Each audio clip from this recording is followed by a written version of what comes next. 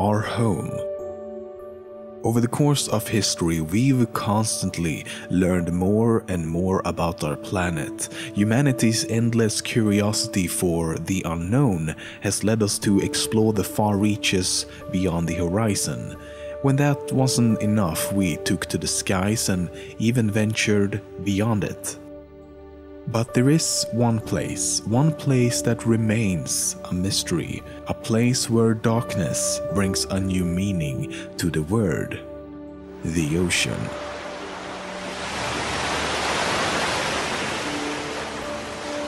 72% of the Earth's surface is covered by water, yet 95% of the world below the surface remains unexplored. We have better maps of Mars and the Moon than we do of the ocean floor. Nearly 50% of all life on Earth is also found in the ocean.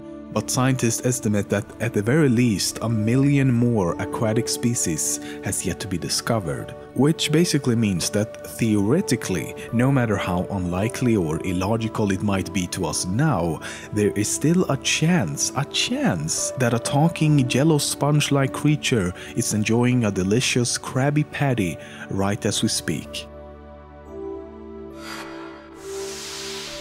If you've ever flown with a commercial airline and tried to look out the window, things will look pretty small, obviously, but keep that distance in mind. Now imagine that you're on a boat and instead of seeing the ground from high up in the air, you see the ocean floor from the surface.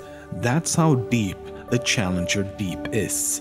At a depth of almost 11,000 meters, it's the lowest known point in the ocean. The most amazing thing though is that we have been there. Humans have actually touched the bottom of this place. And not only that, we did it in 1960. 1960, that's over 50 years ago now.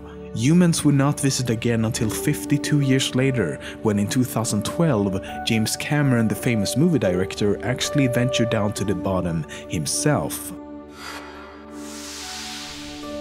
Marine animals have something called cleaning stations. At these stations, fish, sharks, turtles, and other aquatic life congregate to be cleaned by smaller shrimp and fish-like creatures. When the animal approaches the cleaning station, it will open its mouth and position its body in such a way as to signal that it needs cleaning. The cleaner fish will then remove and eat the parasites from the skin and even swim into the mouth and gills of any fish being cleaned.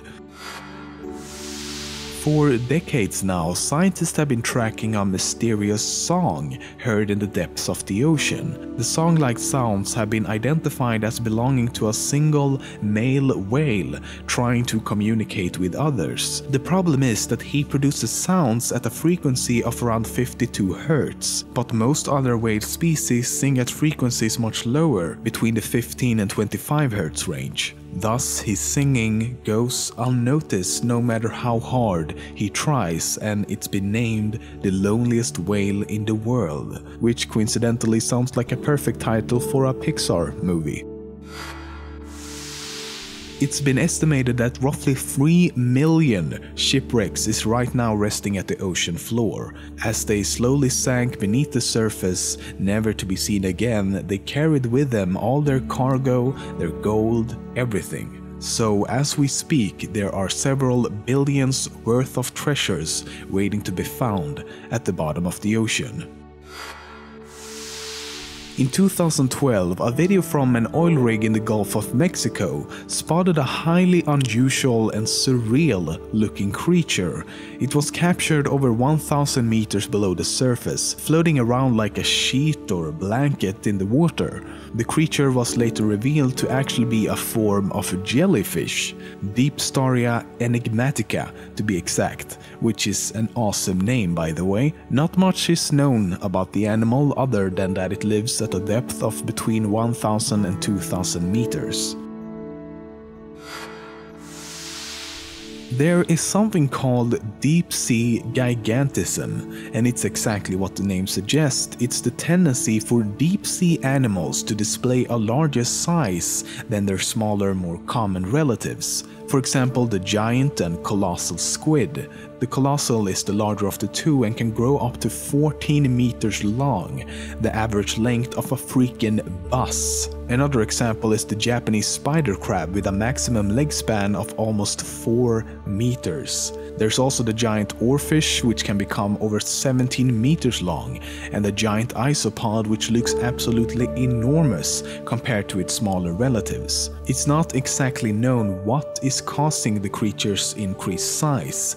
It could be the result of adaptation for scarcer food, greater pressure, the extreme temperature and complete lack of sunlight, or for other unknown reasons. In early 2013, 3 days after a ship had capsized just outside the coast of Nigeria, a team of divers was sent down to look for the dead bodies of the ship's crew. What they did not expect to find was someone still alive. The ship's cook, Harrison Okene, had in complete darkness survived for 3 days in a small pocket of air 30 meters below the surface. The only thing he had was a bottle of Coca-Cola. His rescue was also captured on film and has gone quite viral ever since. The Bermuda Triangle has long been considered to be a mysterious place with strange paranormal activity. A place where ships and aircrafts alike mysteriously disappear, never to be seen again. This is not the case at all. Officially, the triangle is not even considered to exist. In fact, the Bermuda Triangle has as many disappearances as any other region of the ocean of similar size. And a lot of the supposed mysteries about the place even happened outside of the triangle. The only reason it's considered paranormal is the work of popular culture. It should come as no surprise that water pollution is a big problem all around the world today.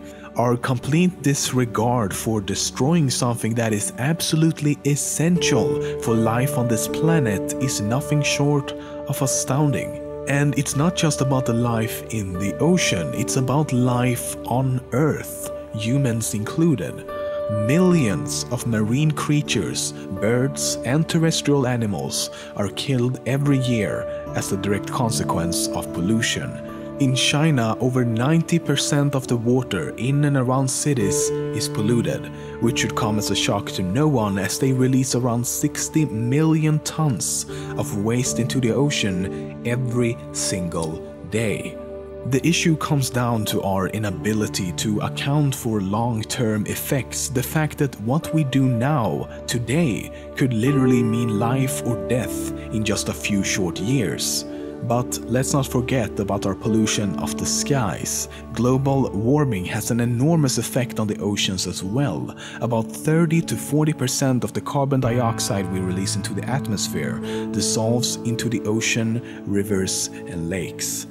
It reacts with the water to form carbonic acid and starts a process called ocean acidification, where slowly but increasingly turning our oceans into acid. Let me say that again, just to let you know how moronic this really is. We are knowingly destroying something that is crucial to our survival and probably the reason we even exist in the first place, by turning it into fucking acid.